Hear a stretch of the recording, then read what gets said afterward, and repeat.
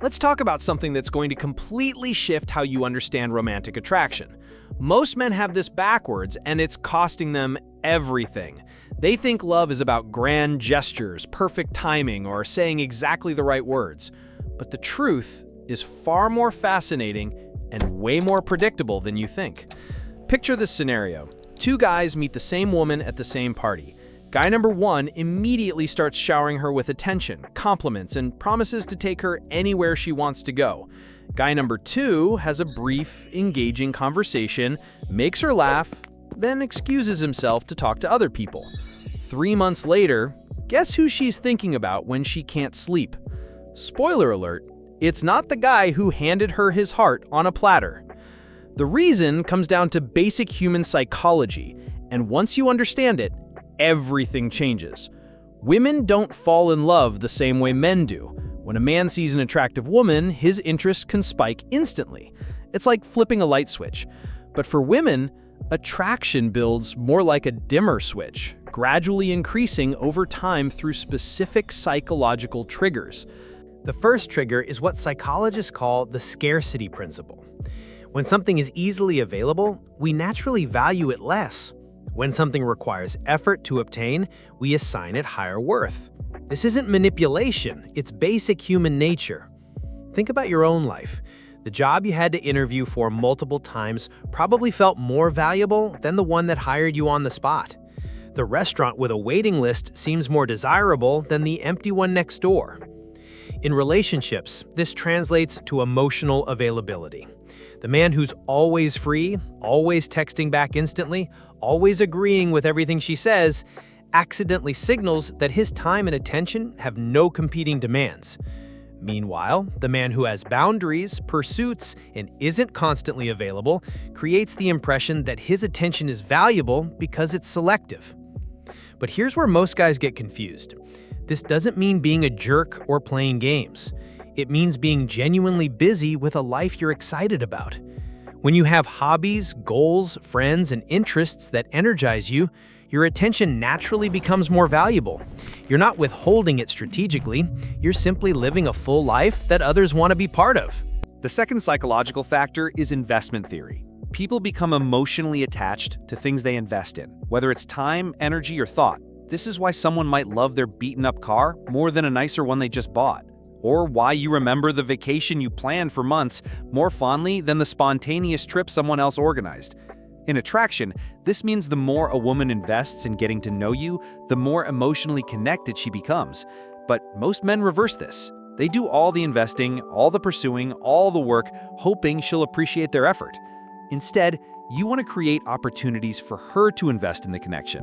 This could be as simple as letting her choose the restaurant, asking for her opinion on something meaningful to you, or having her teach you something she's good at.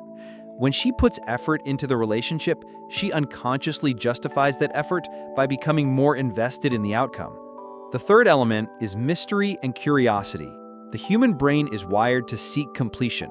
We're bothered by unfinished stories, unanswered questions, and unsolved puzzles. This is called the Zeigarnik effect, and it's incredibly powerful in attraction. When you reveal everything about yourself immediately, you eliminate curiosity. There's nothing left to discover. No reason for her mind to keep returning to thoughts of you. But when you share pieces of yourself gradually, each revelation creates anticipation for the next one. She starts wondering what else there is to learn about you. This doesn't mean being secretive or dishonest. It means being selective about what you share and when. Instead of downloading your entire life story on the first date, let it unfold naturally over time. Let her discover your depth gradually, rather than overwhelming her with everything at once. The fourth factor is emotional contrast. Humans are comparative creatures. We understand happiness better after experiencing sadness, appreciate calm after chaos, and value presence after absence. In relationships, this means that constant, unchanging positivity can actually become emotionally flat. The most memorable relationships have emotional variety, moments of deep connection alternating with playful teasing, serious conversations balanced with lighthearted fun, times of closeness mixed with healthy space. This emotional range keeps the relationship dynamic and engaging rather than predictable. Now let's talk about the biggest mistake men make. They try to convince women to like them through logic. They list their good qualities, explain why they'd be a great boyfriend, and essentially make a PowerPoint presentation for why she should choose them. But attraction isn't a logical decision, it's an emotional experience. Women fall in love with how you make them feel, not what you tell them about yourself. Do you make her feel curious about what you'll say next? Do you make her feel like she's interesting when she's with you? Do you make her feel like she's part of something exciting rather than just being observed and judged? The most attractive men don't try to impress women, they create experiences where women impress themselves. They ask questions that get her talking about her passions. They suggest activities that bring out her playful side.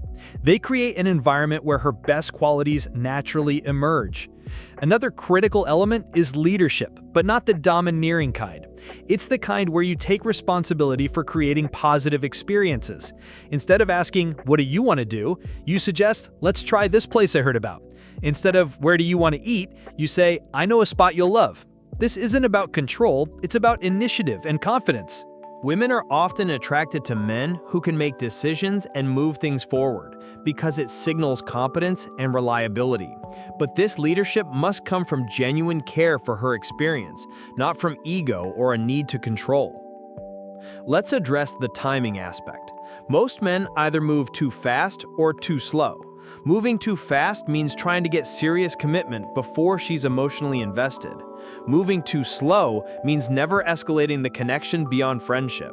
The key is matching her pace of emotional investment while gently leading it forward. This requires paying attention to her signals. Is she initiating more contact? Is she making time for you in her schedule? Is she sharing more personal information? These are indicators that her emotional investment is growing, and you can respond by gradually increasing your own investment level.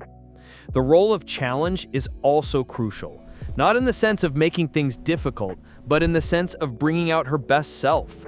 When you have standards, when you're not impressed by just her appearance, but genuinely appreciate her character, intelligence, or unique perspectives, she feels challenged to show you more of who she really is. This is different from being hard to please or judgmental. It's about being someone whose opinion matters because you see and value things that others might miss.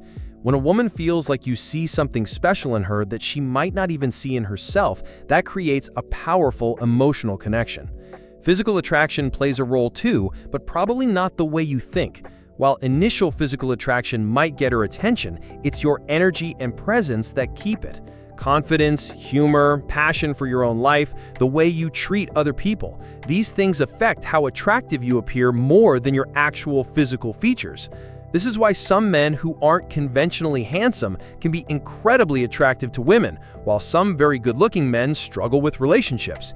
It's not just about how you look, it's about how you carry yourself and the energy you project.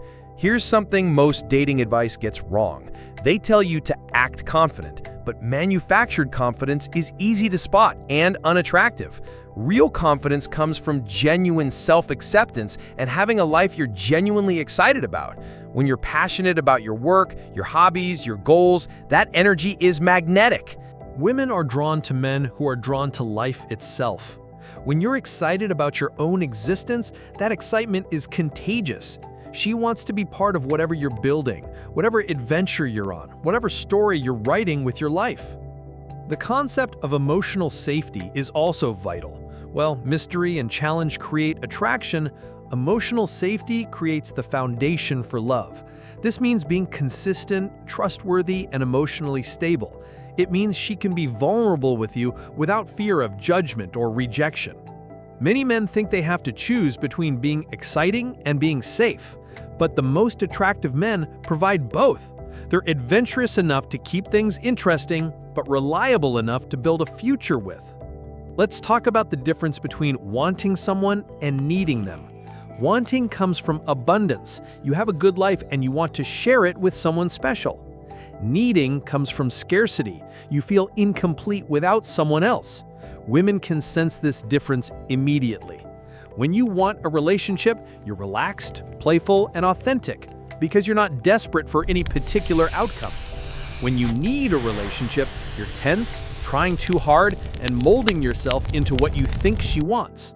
The first is attractive, the second is repelling. This is why working on yourself isn't just dating advice, it's life advice. When you have interests, goals, friendships, and activities that fulfill you, you naturally become more attractive because you're not looking for someone to complete you, you're looking for someone to complement you. The final piece is understanding that attraction is a process, not an event. It builds through accumulated experiences, shared moments, and gradual revelation of character. You can't rush it, force it, or logic your way into it. You can only create the conditions where it's likely to develop naturally. This means being patient, being authentic, and focusing on creating genuine connections rather than just trying to get specific outcomes. When you approach relationships this way, everything becomes easier because you're not fighting against human nature, you're working with it. So here's what this all means practically. Stop trying to convince her to like you and start creating reasons for her to convince herself. Stop being available for everything and start being selective with your time and attention. Stop revealing everything at once and start letting her discover you gradually. Most importantly, stop seeing attraction as something that either happens or doesn't, and start seeing it as something you can influence through understanding psychology, timing, and human nature. This isn't about manipulation, it's about becoming the kind of person who naturally creates the conditions where love can grow. The men who understand this don't just get the girl, they get the right girl. Someone who's genuinely excited to be with them, rather than just settling for their attention. And that difference makes all the difference in the world.